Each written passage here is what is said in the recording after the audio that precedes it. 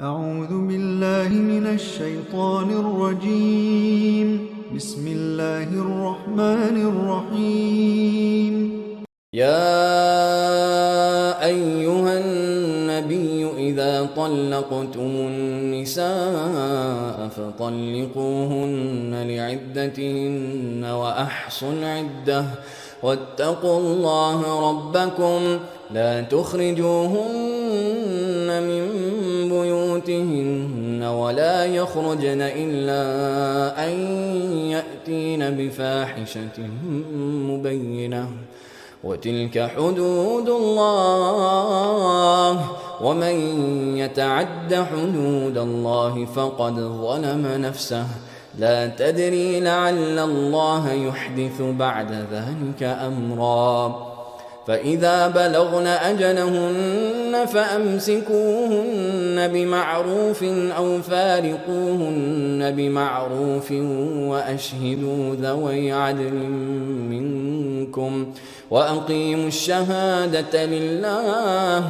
ذلكم يوعظ به من كان يؤمن بالله واليوم الآخر ومن يتق الله يجعل له مخرجا ويرزقه من حيث لا يحتسب ومن يتوكل على الله فهو حسبه إن الله بالغ أمره قد جعل الله لكل شيء قدرا واللائي يئسن من المحيض من نسائكم إن ارتبتم فعدتهن 3 أشهر واللائي لم يحضن وأولاة الأحمال أجلهن أن يضعن حملهن ومن يتق الله يجعل له من أمره يسرا ذلك أمر الله أنزله إليكم ومن يتق الله يكفر عنه سيئاته ويعظم له أجرا أسكنوهن من حيث سكنتم من وجدكم ولا تضاروهن لتضيقوا عليهن وإن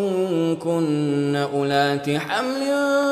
فأنفقوا عليهن حتى يضعن حملهن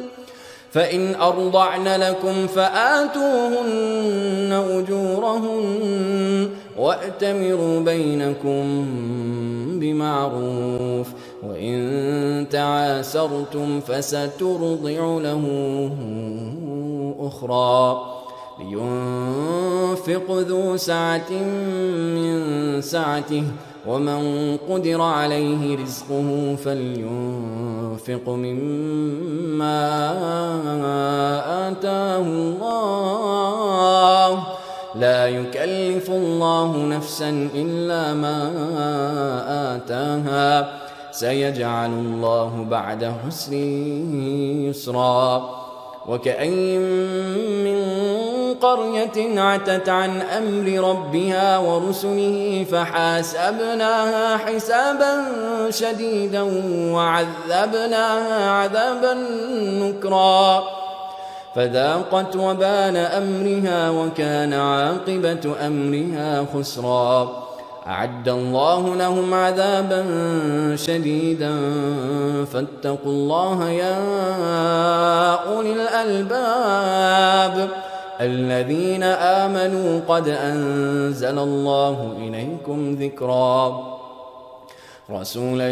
يتلو عليكم آيات الله مبينات ليخرج الذين آمنوا وعملوا الصالحات من الظلمات إلى النور ومن